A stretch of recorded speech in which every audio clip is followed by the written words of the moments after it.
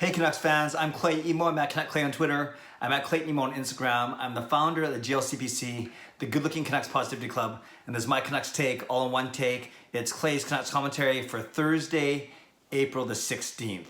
And today, we continue our Zoom interviews with none other than Al Murdoch. He is the voice of the Vancouver Canucks inside of Rogers Arena as the public address announcer. You guys know his voice. You may have seen his face if you've been on TikTok recently. He's been doing a lot of these great personalized goal announcements, a great way to bring the Canucks fans together during these very uncertain times.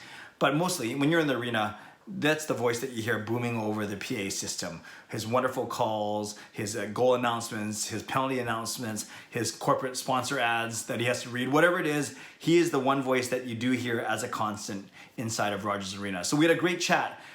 If you're a basketball fan, you might recognize him. He was also the voice of the Vancouver Grizzlies for their 6 seasons here back in the 90s. So I remember Al Murdoch from way back then, and of course, now getting to know him more as he became the full-time PA announcer for the Vancouver Canucks. So we had a great chat talking about the Grizzlies, talking about the Canucks, talking about some of his most memorable calls, talking about how he learns the pronunciation of names of guys from players from other teams. That part was a really neat part of this interview. And overall, just his experience and the way that he approaches his craft and the way he rehearses and the way he puts his spin on a lot of his announcements and his goal calls in the arena. So it's fascinating stuff.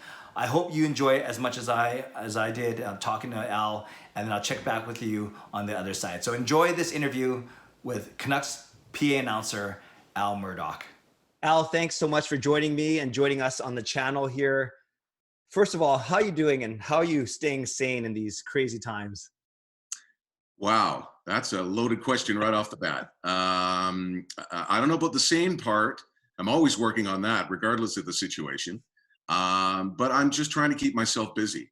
I still have a voiceover career that I'm trying to manage and trying to keep going and afloat like most businesses. As advertising slows down, so does my business. But, you know, like everyone else, the opportunity to spend more time with your family, to learn some new things. So those are the things I'm doing to keep my my mind at ease during this crazy situation. Yes, and yeah, I'm going to ask you about your voiceover things in a bit, but I must say, even in these goofy little headphones, your voice sounds as rich and as pure as I remember in the arena. So it's kind of nice. Well, thank you very much. There's never been a plan B, Clay. Yeah. Ever since I was 6 years old, I wanted to do something with my voice that was good and fun. And I've had plenty of opportunity over my career to do just that. So I want that to continue. Wow. So how long have you been the PA announcer for the Vancouver Canucks? I started in 2011, just to fill in for a few games. The late, great John Asbridge had a little bit of a health scare in 2011, and he went into hospital. So I got the call and said, could you come in and fill in for a few games, which I did. I think 3 or 4, one playoff game, and then John came back. And then as the years went on, John decided to start to scale back his duties. He had retired from radio at the time and wanted to spend more time with his wife and family and spend some time just outside of Vegas. They had a place down there. And so I started doing more and more and more. And then we split the duties 50-50. And then a couple of years ago, I took over full time when John said, you know what, that's it. I've had enough. The job's in good hands, which made me feel really good. He was such a gracious man and a mentor and helped me out a ton. So it made me really happy to follow big ones, big shoes to fill. But I'm glad that I took over from such a legend. Oh, that's amazing. Yes. And I remember meeting him a couple of times. He didn't bring me in the booth like you did, but we'll get to that in a second. But what was, I guess it resonates with me because I became a season ticket member. My first season was 2010, 2011, obviously a great season to come in. So my time at Rogers Arena really coincided with you, moving up and eventually taking that full-time job. Al, what were you doing? What was your biggest gig? Like not biggest, but what were you doing exactly before you started doing the Canucks stuff? Like around the late 2008, 9, 10, before you started doing more Canucks things? Well, I had started my own voiceover production company in 1998, 1999. I was still working in radio at the time. if people remember Hot Hits at LG73. Yes. And I was doing there, and I got the opportunity to stick around when they changed format. I did that for 2 or 3 months, but then I decided, no, the voiceover career is exactly where I wanted to be. The harder that I worked, I would reap the benefits of that hard work. So I built a studio in my house, began my full-time voiceover career, and was doing that all at the same time as the Vancouver Grizzlies were leaving town, because I started with them and worked every game for their, for their tenure in Vancouver for the 6 years that they were here. And then when I got the call for filling in for John in 2011, again, I was just doing voiceovers full time. I wasn't doing any PA work whatsoever. I hadn't even really thought about it because John had been there since 1987, and he was still going strong. And I knew that maybe down the road there would be an opportunity, but I wasn't kind of pushing my way in there. There was an opportunity. I knew if there was an opportunity, it would happen. And of course it did in 2011. And how naive of me. Of course, I've known you for more than the past 10 years because I've known you for about 20 years because I was a jam pack holder for the Vancouver Grizzlies. So your legendary calls a big country or Sharif, Abdur, I'll let you do it later. I don't want to, but yes, that makes sense. And that was when, of course, the arena was GM Place as opposed to Rogers Arena. So yeah, actually, that's a really good point. In a prep for this, I forgot to bring that up. Tell me one funny, fun Grizzlies memory. Wow. Well, there was a lot. There was a lot of fun memories for me because, again, I never missed a game. I got to sit at center court. I got to witness some of the best athletes in the world in their prime. Close up. Wow. Yeah. I mean, back in the day, Hakeem Olajuwon was still playing. Shaq was still playing. Michael Jordan was still playing. Penny Hardaway was playing. So not to mention the players that played on the Grizzlies too, regardless of their win-loss record. There were some amazing athletes and some amazing people as well. They get a kind of a bad rap sometimes, I think, from the Vancouver media, just because of their nature and coming into Canada and all the negative stuff that kind of went along with that. But I only had great dealings with the players there. So my whole time there was fun. The last game before they left was fun too, but when that final whistle went and I knew that they were gone, that's when it kind of hit me, how much fun it was for those 6 years and how disappointing it was that they were leaving town. So it was all fun for me. Well, I could build a whole interview around the Grizzlies because I was a big fan. I do remember that Michael Jordan game, Derek Martin, our point guard, getting a little cocky and doing that little shimmy as he was going back to, I don't know what he was thinking. I'm sure you were thinking the same thing. He wasn't, Clay. He wasn't thinking. I saw it from, I looked off to my right and I could see him after he hit that 3-point shot, look over at the bench, look directly into Michael's eyes and just, I don't know what he said, but it was something nasty. And that's when Michael looked at Phil down at the end of the bench and went, yeah, you might want to put me in. And then he scored 19 points in the fourth quarter. It was basically me just saying, Michael Jordan, Michael Jordan, Michael Jordan, Michael Jordan. And inside, you're kind of excited because you're saying Michael Jordan's name. But we had the lead, and he came back and he took it over like he usually did, and we lost the game. And it was another one of those games that went down in history with the Vancouver Grizzlies. What a great story. Favorite Grizzlies player to deal with, just either professionally, personally, or officially or unofficially? There was a couple. Sharif Abdur-Rahim was a really genuine guy. Yeah. He was honest. He was humble. He was very soft-spoken. Again, sometimes people took that as being aloof. He wasn't in my eyes. He was always genuine, always friendly. And another guy who didn't get to see a lot of playing time was Ashraf Amaya. Yes. And him, along with Felipe Lopez, in terms of friendliness and genuineness, were two of the top guys in my books because they would always come up to me and they would say, hey, how's it going, Al? What's going on with your family? And personal kind of stuff that you don't normally get to see from professional athletes. So those three, Sharif, Ashraf Amaya, and Felipe Lopez, were probably the friendliest to me. Beautiful. Great stories. We'll take that walk down Grizzlies memory lane another time because, I could ask many more questions, but that's really, really cool. I know one way you've been helping not only yourself pass the time, but many Canucks fans pass the time are these personalized goal announcements. Tell me where that came from and, tell me where that spawned from. Well, it was a little over a month ago. It was Sunday, and it would be the home game against the Jets. That we first home game that we would have had after they came off that road trip when the game in Arizona got postponed, and that's kind of when the NHL season got postponed.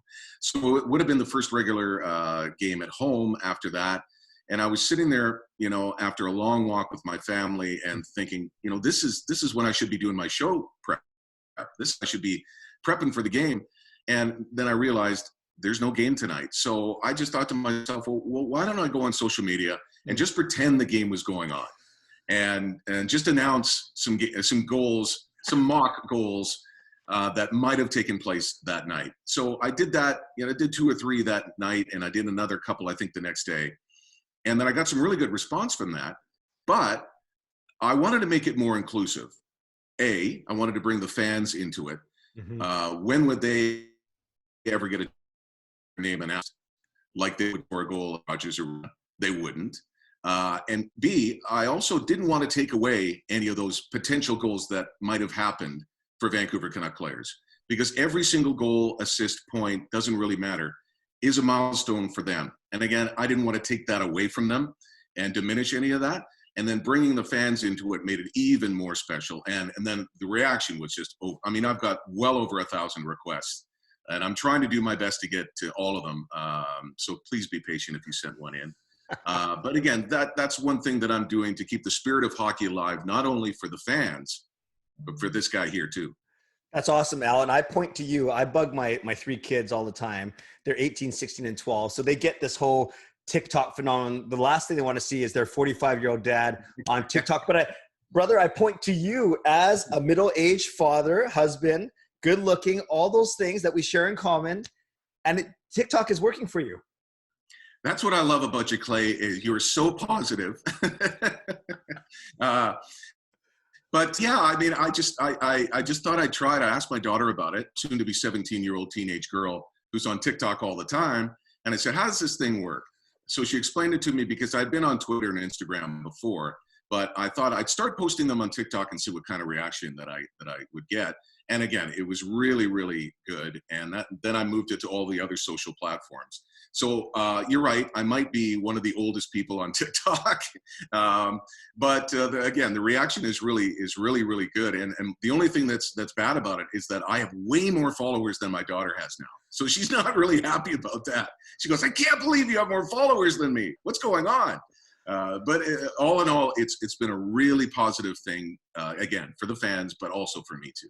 That's amazing. So I wouldn't make you use up one of your personalized goal calls on me publicly, but maybe for my vlog, you could do me the honor on the spot without the red button, but just announce a goal by me, by my lovely wife, Gail. How's that? Can we try that? So Clay Emu from Gail. From Gail, his wife Gail, and his 3 children. Their 3 children. That's it. Yeah. Yeah. Okay. Vancouver goal.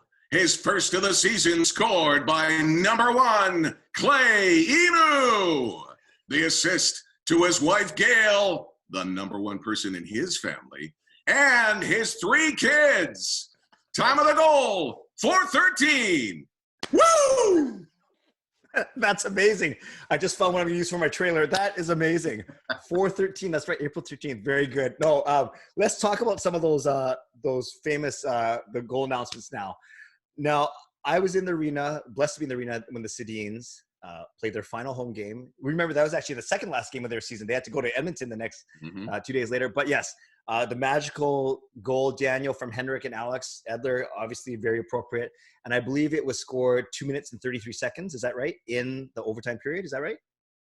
Yes, that was. And then it was, it's the first one that I remember first, though. It's that first goal that the Henriks, that Henrik and Daniel teamed up on. Yes. That was the fun one to announce as well. We'll get to the one in overtime, which again was the last goal that I would announce for the Sedins. But when they scored that first goal, the best part about that announcement was not only announcing their names, but having that pregnant pause in there. Time of the goal, 33 seconds.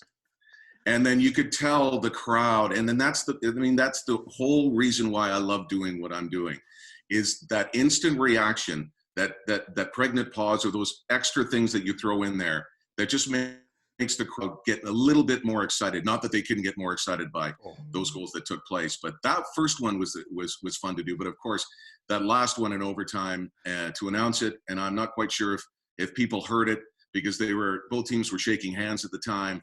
But then later, when we announced there was only going to be one star in the game, and both Daniel and Henrik were going to share that star. I mean, we were both, not when I say we're both, Cam Goudreau at the time, who was my director of game presentation, and everyone down the row on game pres and on level, you know, we were weepy. There was a lot of emotion going on, not only in the stands but up where we worked as well. So that by far, in terms of the Canucks, is my saddest moment because they were leaving, but my most gratifying moment because I got to be a part of it. That brought gave me goosebumps just now. You explaining that so well, Alan. Yes, I was in the arena, so I did remember hearing your goal call. I did hear, amidst all the craziness, I did hear you announcing the time of the goal, and I remember tweeting at you or talking to you on Twitter the next day, and I said, did you put a little oomph, a little more emphasis in the announcing the time? And you said, yeah, that because you recognize in both goals that they're significant. I believe one was 33 seconds. The other one this time ago was 2:33 or 2:23, whatever it is. It was very symbolic with all the 2s and 3s. And wow, you were a big part of that moment. So you just kind of said, is that your probably most memorable moment calling the Canucks so far? Without a doubt. You know, to be a part of, you know, even when I started in 2011, I didn't do a lot of games. And then again, they increased over the years. But to be a part of that last season, and to recognize not only their greatness on the ice, but their greatness as people off the ice, and to meet them and have a little bit more time with them was a highlight for sure. Announcing those goals, every goal that they and a point that they got at home during that season was a highlight. So that, you know, it hits my heart right here. If you're a hockey fan and a Canucks fan and a Sedins fan, like I always have been, there's no words to describe it. Oh, beautifully put. And another time I want to share about, but it speaks to how kind you are, is I got a chance 3 seasons ago to come up into the booth for the pregame and first period. Mike Kenny, the organist, was very good about, and Ryan Nicholas of Game, Creative, they invited me in, and they actually let me play that organ for a few minutes before the game. And then I sat in the booth with you throughout that first period. So this isn't for me to talk about me playing the organ, but although I did kind of whip up 30 years of experience into one 1 minute set, but that's fine. Yeah. But I was really excited to see just how busy yet how calm. So obviously you guys are controlling everything that people see and hear during the game, yet there's so much calmness in there. How many people typically are in your presentation booth in a typical game? I would say anywhere between 8 and 10. Yeah. There's a row of us. If people are wondering where we're sitting, we're right next to the press box. So if you take at the Matthias Olin Ring of Honor, right underneath there is the Canucks alumni suite, and then there's another suite right to the next of it, and then we are there, and it's a long row of people.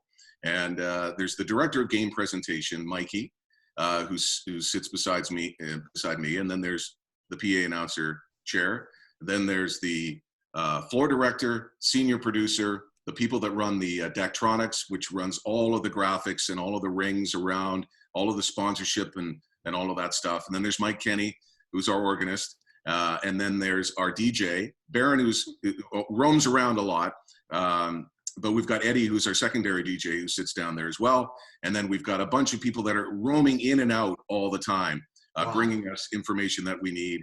All of the stuff that's going on within the arena. They're running around doing contests and doing all of that stuff. So I'd say between 8 and 10 people, but it is hectic for people that have never experienced that, like you experienced that time. There's a lot of stuff going on, but we've got a great leader, and we don't do anything until that leader kind of tells us what to do. And we work as a team. We're all type A personalities. We all get along marvelously. And we all want to put on a game, a good show every single game. We treat it like a television show within the bowl. We want to put on the best show that we can for the fans, because we know that the players are trying to do the same thing on the ice as well. So we want to equal that. We want to bring all the energy in. And that's the funnest part of the job, is working with that team. Now, do you have, I know you have the game presentation director right beside you. Are you also have someone talking in your ear, or are you talking to them physically while you have your headset microphone, I believe? Is that correct? Yeah. Yeah. I mean, we've got, I've got a headset on that I can hear the senior director kind of cue me to do things in terms of, announcements that I have to do for corporate sponsorships or contests or, pre-game ceremony stuff, introducing people at certain marks. But the rest of the game is actually left to me in terms of goals, assists, timeouts, any sort of announcements like that. They leave it kind of up to me to do, and then they work around that. So I've got someone in my headset, Mikey, next to me. I've got the floor director, depending on who that is, who sits beside me on this side, giving me direction on, where the contests are happening. And then I'm also talking to the off-ice officials who are in the penalty box, run by Dr. Jim Potts, who has been for many, many years. Dr. Potts runs the whole game, off-ice officials, and I work with him and Dennis Thomas and a whole bunch of other great people down there. And they're the people that are feeding me the information about goals, assists, who's got the timeout, penalties, and all that information.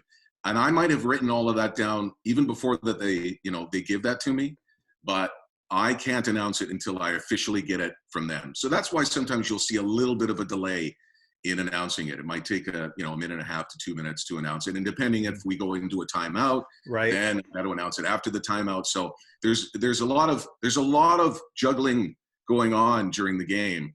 But we all work with wonderful people, whether they be off-ice officials or game press people. Well, that's right. And even simply if they're trying to figure out if a guy deflected the puck or not, right? You got to get the right goals and assists. That's wonderful. I know I had the thrill of hearing you announce me as winning the Bud Light competition once. I think my name was on the screen. So I love it when you announce my friends, Marie Huey or Ariel Tulial singing the national anthem. It's such a comforting voice. And you're such a big part of these games and the whole experience. And I will say, I've always thought the Canucks game presentation was outstanding, but I think I don't know if it's the 50th season. I don't know if it's a mandate on you guys, but it seemed to even ramp up even further and higher this year. I don't know if you'd agree with that, or you're just saying, hey, I just do my job. No, I would agree. I mean, 50 years in the NHL, we had, the planning that took place, a year and a half to 2 years prior to that, that's when it started.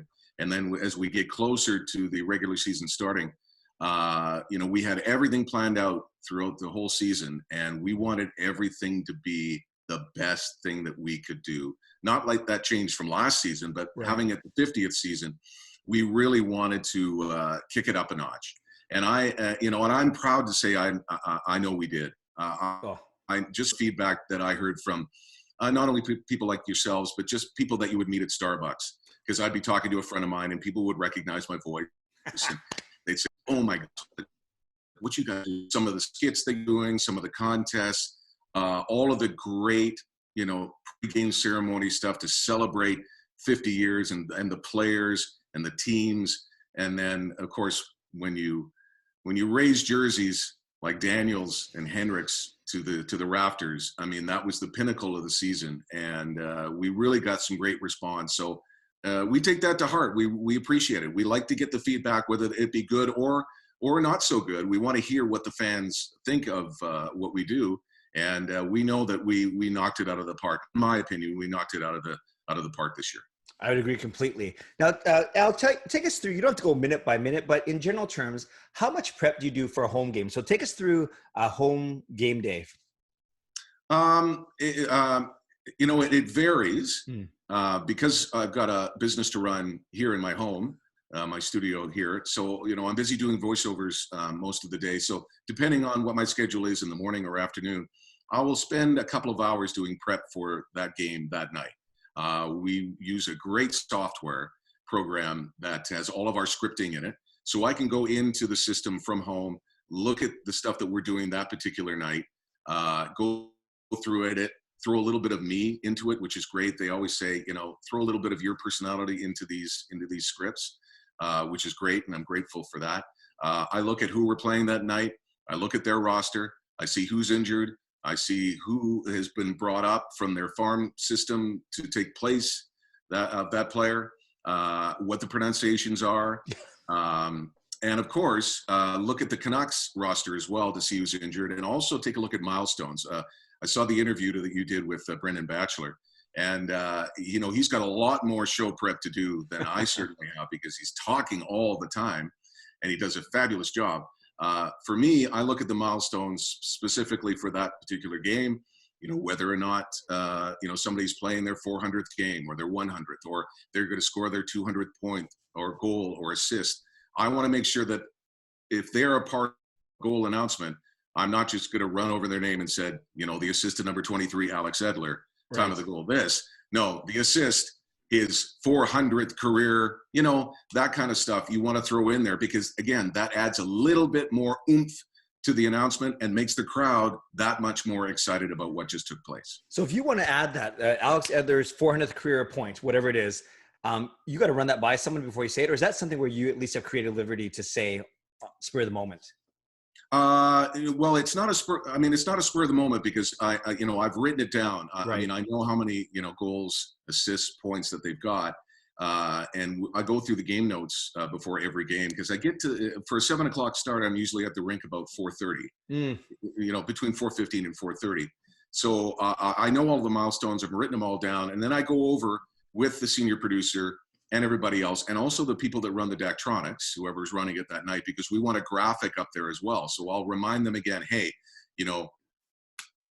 Alex Edler or Brock Besser or Bo Horvat or Elias Patterson, they've got a milestone coming up.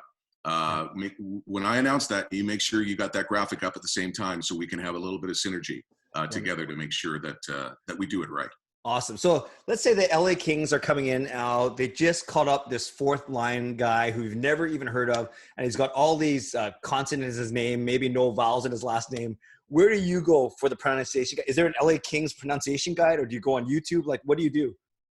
Well, the best thing about what we call in the National Hockey League the PA Brotherhood is all of us PA announcers, we all get together at the beginning of the season, and we all record the pronunciations of all of our players' names, and usually most of them from the AHL affiliate.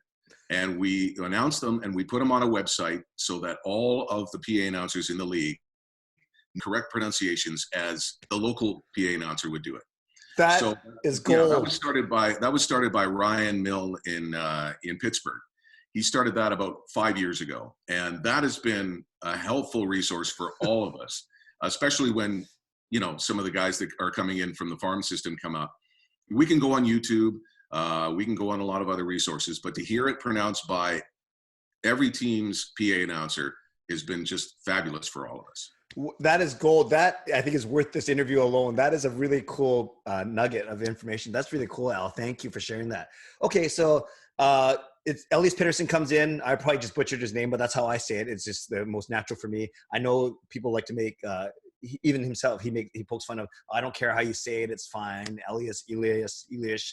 For something like that, do you go to him directly and say, how do you want your name pronounced, or do Canuck staff come to you? Other Canuck staff, how did that? Use that as an example.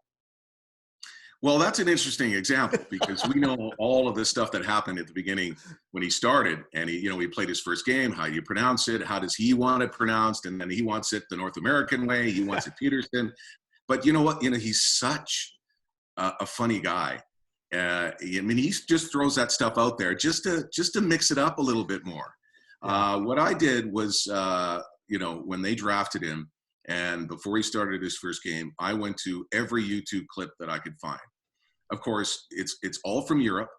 They all pronounce it, around the same way, but I wanted to use a little bit of how it's pronounced where he's from, and a little bit of how it's pronounced here, and blend two. So notice that when I announce a goal by Elias Patterson, it'll be, Vancouver goal, his fifth of the season, scored by Elias Patterson, it'll be Elias Patterson. And then when I repeat it the next time, it'll be Elias Patterson. So I get a little bit of his home in there, a little bit of our home. I mix it in there, and I think it works. Brilliant. Oh, that's a great example. Another one, this is coming. People love it when you announce our captain's name. So where did you get that little oomph on the O part from? Maybe you could share it, do it once, and then we can talk about it really quickly. Well, that was an impromptu thing. Wow. I started that a couple of years ago. It's a name, that first name just lends itself to being drawn out a little bit longer. And I just tried it one night, and our senior content creator and producer and writer, Mike Hall, who is retiring in the next couple of weeks, he just came over to me and just said, "That's it. That's the one that you have to use moving forward." So when I announce, Vancouver goal scored by number 53, Bo Horvat, and the acoustics in here doesn't lend itself like it does at the rink, because you can work on a mic and you can work that sucker and make it deeper than the depth of the ocean. People again reacted to it. Some people like it. There's some people that don't like it, but the most of the reaction that I have is positive, and I haven't heard anything negative from Bo. So that's really the most important thing.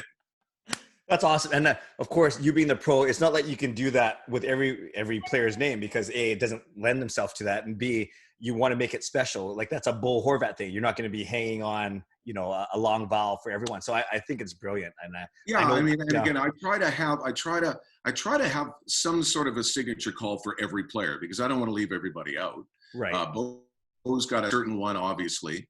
Elias Patterson's got one. JT Miller, because it's so, it's like, it's such a bump.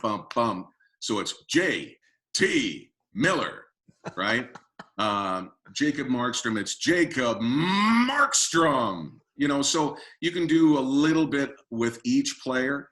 Some names lend themselves better than others, but when somebody, again, scores a point in the NHL, you want to make them feel special, and you want to bring the crowd into it as well. So that's what I attempt to do every game. That's awesome. I'm not going to make you go through the whole 23-man roster, but if you can indulge me with a Brock Besser and a Tyler Toffoli as well, please. And then that'll be enough. Yeah. Okay. Vancouver goal scored by number 6, Brock Besser. All right. You good with that one? I love that one. Okay. And 73. Here comes 73. And I'm hoping he signs. Hoping he resigns. Me too. Vancouver goal scored by number 73, Tyler Toffoli. Beautiful. I think if this pandemic lasts for a lot longer, one vlog, I'm just going to have you go through the entire roster, AHL, Pee Wee hockey, whatever it is. I think that'll be a lot of fun. Have you ever, and you admitted that you butchered any names, or you just got feedback, that, or you even know that that didn't come out the way I wanted it to? Well, you hear really fast if you pronounce some incorrectly, and we all do it. We're all human. Just like Brendan Batchelor was talking about, messing up goal calls, or your tongue's too big for your mouth that particular game, and you're tripping over your words. And I mean, it happens to everybody. It's happened to me many times as well. I remember when, I would announce Alex Pietrangelo of the St. Louis Blues. First time I announced it, it was Alex Pietrangelo. And you hear relatively fast if you pronounce that incorrectly. But there hasn't been too many situations where that's come up. I remember, I think my second season, I think it was my 5th game ever doing a Canucks game. For some reason, in the middle of the play, I'm looking at something else, and there's a lot going on, and I'm not really looking at the ice, but I hear somebody yell goal. So I wasn't even looking at the ice, and I hit the goal horn, but the play was in the neutral zone. It wasn't even close to being a goal for the Canucks, and I hit that goal horn. It was only about a second. Whole crowd, what's going on, so on and so forth. So I was a little embarrassed. My face was a little bit redder than usual. But again, you have to look at that and kind of go, okay, that's one's done. You're moving on to the next game, and you forget about it. Just like if the Canucks don't have a great game, they got to move on to the next one, because there's 82 of them, and not every game is going to be your best. But that's what I strive every single time, is to get better each game. That's amazing. And you shared another brief nugget there. You are the one who activates the goal horn. Is that true? That's me. Wow. That's pretty cool. That's fun. It's a fun part of the gig, because, where we sit, it's kind of in the corner. So you always have to kind of keep your eyes on the ice, and it's a really good vantage point. There's some PA announcers in the league, and they're a few and far between now that still sit in the penalty box to do their job. Most are now, but you get a really good vantage point of the ice where we sit. You see plays develop. You can see who's on the ice. And when you're in the penalty box, you can't see in that corner and you can't see in that corner. So you don't really get a whole sense of what's going on. So when we sit, my job is to not hit that goal horn when I think the puck crosses the net. My job is to hit that goal horn when I see the official referee down in the corner pointing like this. Yeah. So even the red light, if that goes on, I'm not hitting it until I see the referee do this. Or if he does this, obviously I'm not hitting it. So a lot of people go, well, why didn't you hit the goal horn when the red light went on? Well, that's not the job. The job is to look at that referee, and when he signals it's a goal, that's when you can hit it. And then when they go and do a review, if it comes back as another goal, well, then I can crank that horn again and celebrate the fact that we scored it. That's a great point about the vantage point. My seats are in 319, so top left over the opposing goalie's shoulder. So I see the Canucks shoot first and third. So I'm basically opposite side of you. And then, I'm further up, sure, my tickets are cheaper, but you get to see the play develop. And if you understand the game, whereas when you are below, there's nothing like seeing the speed and hearing them talk. But you're craning your neck, looking in the corners, and you often can't see what's happening on your close side board. So I hear what you're saying that way. And I guess that's why you have more people too in the booth with you, to a second set of eyes, so to speak. Or absolutely, sure. What I'll do is, as soon as I've hit that goal horn, I'm looking up at the clock and I'm writing, keeping a mental picture in my mind what time the goal was scored at. But I also have people, again, I can't announce it until I get it from the off-ice officials, so they'll reinforce the fact that the goal was scored at this particular time in the game, who scored it, who has the assist. But then I'll confirm it again with the Dactronics people that, that sit down the road, because they've got to put those graphics up. So we all get it. Once we're all kind of set, that's when I announce it. Awesome. And here's a very small nuance, something that I like, I find fascinating, many people might not, is you're not just announcing, when you announce the time of the goal, you're announcing how many minutes and seconds into the period the goal is scored, not how much time is left. So if there's a goal scored with 5 minutes left in the game, you're announcing at the 15-minute time of the goal, 15, right? Not 5. And I think that's so there is a little bit of math involved. Yeah. There's not a lot of math involved, but there is math involved. But again, I'm always confirming with, and that's what I appreciate so much, the people that I work with, because again, we all work as a team. Yeah. If there's a lot going on, or there's a penalty, and there's there's multiple fights on the ice, or there's multiple things going on, and I'm trying to pay attention, one or two people down the row will say, this is all happening at 13:11. Yeah. So, I'll write 13:11, and I'll wait till I get all the information from, with what's going on later. But again, we're all here to help each other out any way we can. That's awesome. Just a couple more questions, Al. Tell me a bit about your outside of Vancouver Canucks work, but voiceover work that you've done though for the NHL. Like I believe you were part of a few All-Star games, if memory serves me correctly. I remember hearing your voice on an All-Star game recently. Yes, I was approached last summer by the National Hockey League to do the PA for their signature events. The Winter Classic, which was in Dallas this year, the NHL All-Star Game and Skills Competition in St. Louis, and then the Stadium Series in Colorado Springs, Colorado, between the Kings and Colorado. And I have done quite a bit of work over the years with the NHL, voicing a lot of stuff for the NHL Awards and other content that they provide to fans. Of course, I went to China with the Canucks and the Kings, and of course, that's an NHL event that they produced. So what they did was they wanted to have one production team, the same people doing every single event, as opposed to going into each market and working with different people on each event. They wanted to have one production crew and just make the synergy a little bit better. And when they approached me, I was over the moon to be a part of it. But I also am quite conscious of the fact that this is me, an announcer from Vancouver, going into Dallas to do an event in their town. So I was a little hesitant about taking a gig away from the local PA announcer, but I'm glad that a few weeks after they had asked me, I said, you're probably going to get some reaction from the fans in each market. about a guy from Vancouver coming in and kind of taking the place of their PA guy. So after a few meetings, so on and so forth, there was a decision made, a very good decision, to incorporate the local PA voice in the events, and then have me come in and do all of the TV stuff, all of the entertainment stuff, all the chips, all of the stuff in and around the game, and leave the goal calls to the local PA announcer, because they're so familiar with those calls, and they do things differently in each rink. And if I didn't do the same thing, they wouldn't have appreciated it as much. So it was great that two PA announcers got to work together, because then I got to meet them face to face. Jeff Kay in Dallas, Tom Calhoun in St. Louis, who has never missed a game since he started in 1987. Yeah, that many games. And then the legendary Alan Roach, who I got to work with in Colorado. He has done Olympics. He's done the last 6 or 7 Super Bowls. He has got a voice that will shake the roof off any building. And they're all genuine guys, and we all love what we do. So to get to work with another PA announcer on an event like that, thumbs up for me. Oh, but you said that so well, Alan. It speaks to how gracious and how thoughtful you are.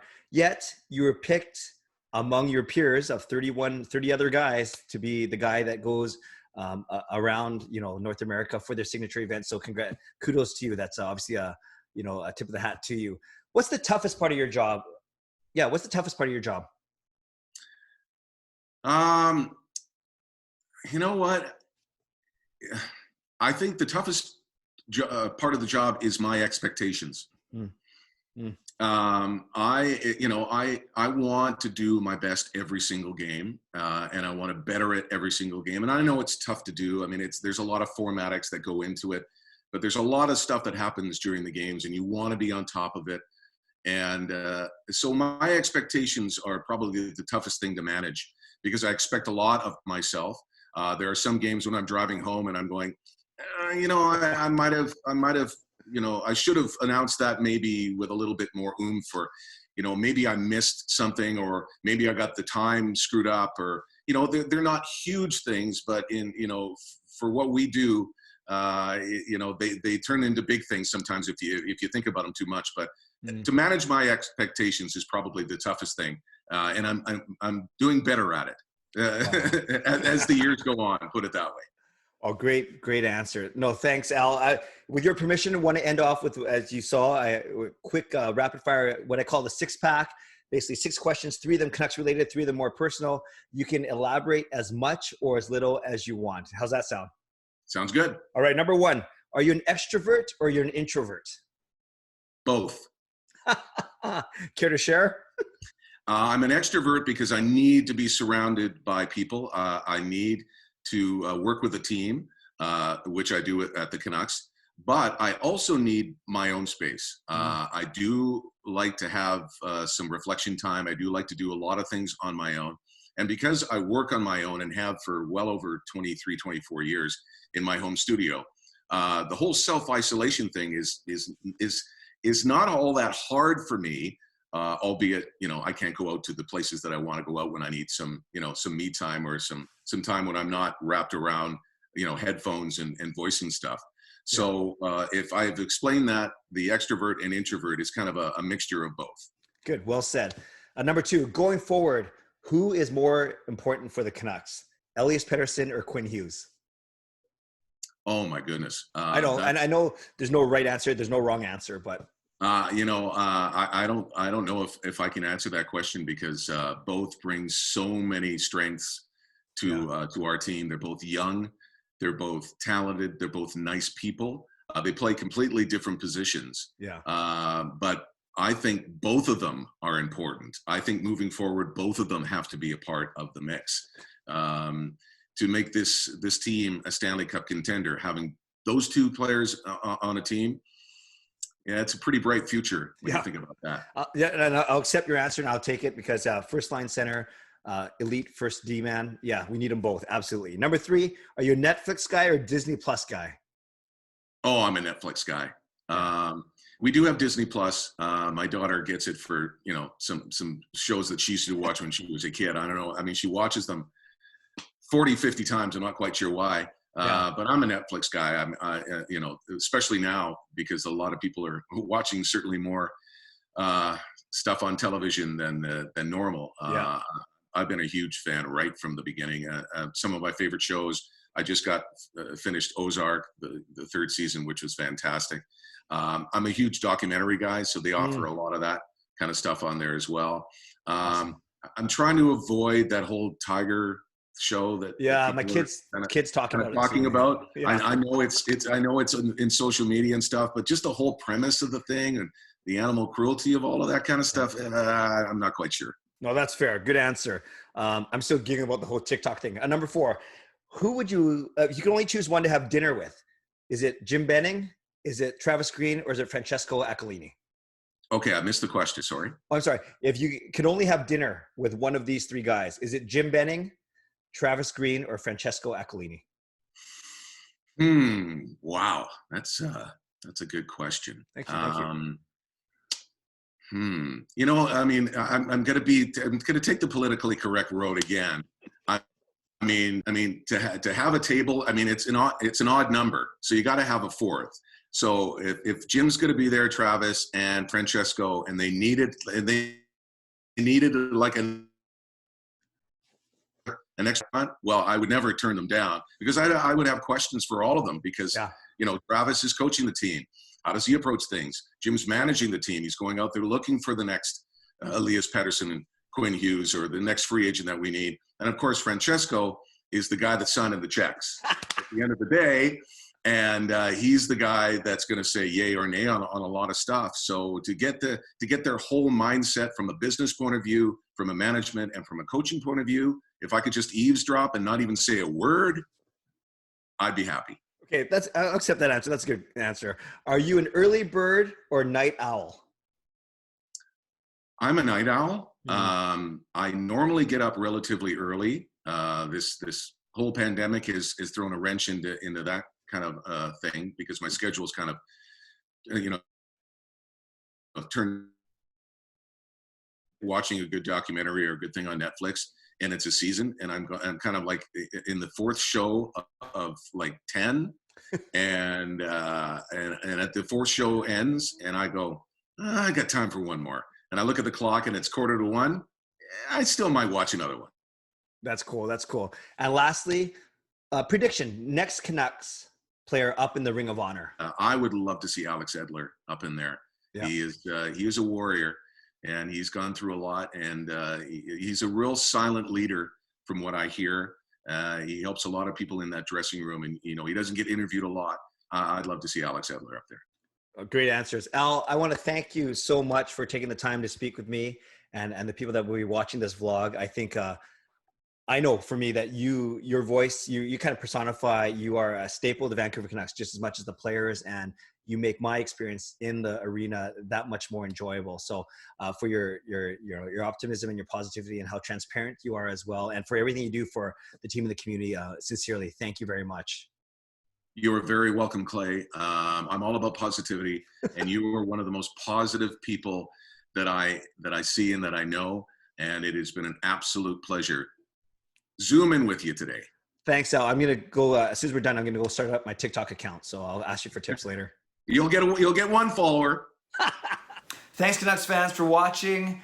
I'm sure you found that very entertaining. I just love the stories that Al shared. Everything from the fact that he's the one who presses the goal horn, the goal buzzer inside of Rogers Arena, to the fact that he has to learn. There's a website out there for all the public address announcers to learn names from guys from other teams. So a lot of really cool nuggets of information in there, and I hope you enjoyed that chat with him.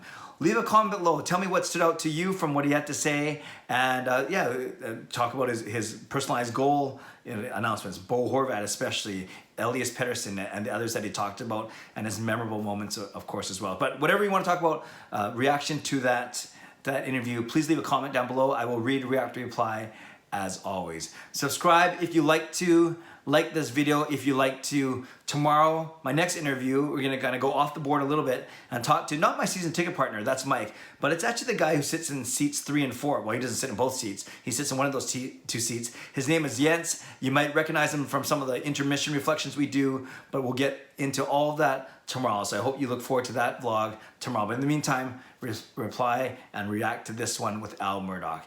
Take care of yourselves. Take care of each other. God bless, and go Canucks go.